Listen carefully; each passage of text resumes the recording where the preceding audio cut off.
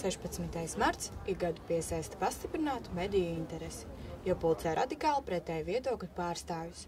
Šis gads nebija izņēmums, tomēr pretēji gaidītajām provokācijām diena tika aizvadīta bez ievērojumiem starpgadījumiem. 16. marta pasākumus šogad papildināja pikets pie Krievijas un Vācijas vēstniecībām. Pāris desmiti cilvēku bija sapulcējušies, lai atgādinātu lielvarām par Otrā pasaules kara noziegumiem pret Latviju. Latvijas Republika neiesauca okupēto valstu iedzīvotājus savās armijās, bet to darīja lielvaras, to darīja Krievija, PSRS tajā laikā, to darīja Vācija. Tieši tāpēc arī šodien es esmu šeit, lai vēlreiz atgādinātu, kas bija galvenie vaininieki pie šiem notikumiem. Piketa organizatori Ieva Brante cer, ka dalībniekiem būs iespēja paust savu attieksmi arī nākamgad, un pikets varētu kļūt par alternatīvu gājienam. Tāpat Brante izsaka bažas par iespējamo Krievijas finansējumu 16. marta pasākumiem, no kura labumu varētu būt guvusi Latvijas antinacistiskā komiteja. Tās pārstāvis Josifs Korens gan to noliedz.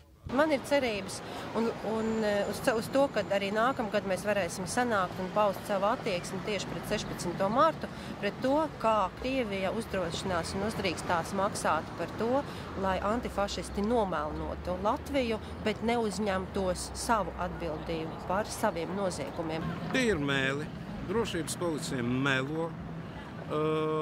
Viņam nav un nevar būt nekāda pierādījuma, ja tādu naudu mēs nekad neesam redzējuši un nekad neesam saņēmuši.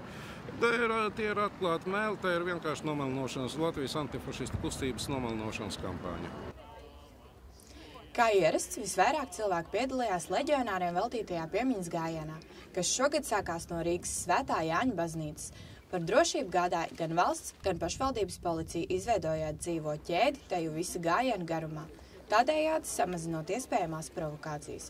Pasākuma dalībnieki dziedāja patriotiskas dziesmas, nolika ziedus pie brīvības pieminekļa, kā arī dalījās atmiņās par leģionāriem. Visiem leģionāriem bija uz kreisās piedurknes Latvijas sarkanbalts sarkanais karoks. Igauniem bija kaut savu karoku krāsu, tā bija visiem tiem leģionāriem, kas bija nodibināti. Tā ir leģionāra emblēma, zobens pāri visu. Uzliecošā saulīt, tā kā redziet, viņi cīnījās par Latviju, redziet, uzliecošā saulīt un 3 zvaigznes, kas ir pie brīvības pieminekļa. Gājiena dalībnieki atzinīgi novērtē policijas darbu un bija ievērojuši paaugstināto likumsargu aktivitāti. Es domāju, notika ļoti labi organizēti, pateicoties policijai, un arī provokācijas šoreiz ir novērstas. Pa daudz tie policisti, tas ir kauns. Mēs tā baidāmies no viņiem, ja tik daudz policisti ir vajadzīgi. Pēc piemiņas gājiena savam piketam sāka gatavoties Latvijas antinacistiskā komiteja, ģērbušies baltos tērpos ar uzrakstiem dezinfekcija. Antifašisti demonstratīvi mazgāja asfaltu pie brīvības pieminekļa, pēc tam sekoja sēru vainagu nolikšana un vairāku fotoattēlu izrādīšana, kuros redzam Otrā pasaules kara upuri. Komitejas darbības komentē viens no tās pārstāvjiem. 16. marts, tas ir Latvijas kauns. Man kauns par Latviju šī dienā pēc tiem, kuri svin 16. marts, vajag darīt dezinfekciju. Pēc fašistiem vajag attīrīt asfaltu.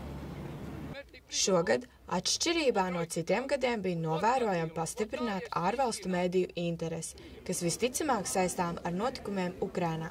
Tomēr provokācijas izpalika un policijai nebija nepieciešamības būtiski iejaukties pasākumu norisē.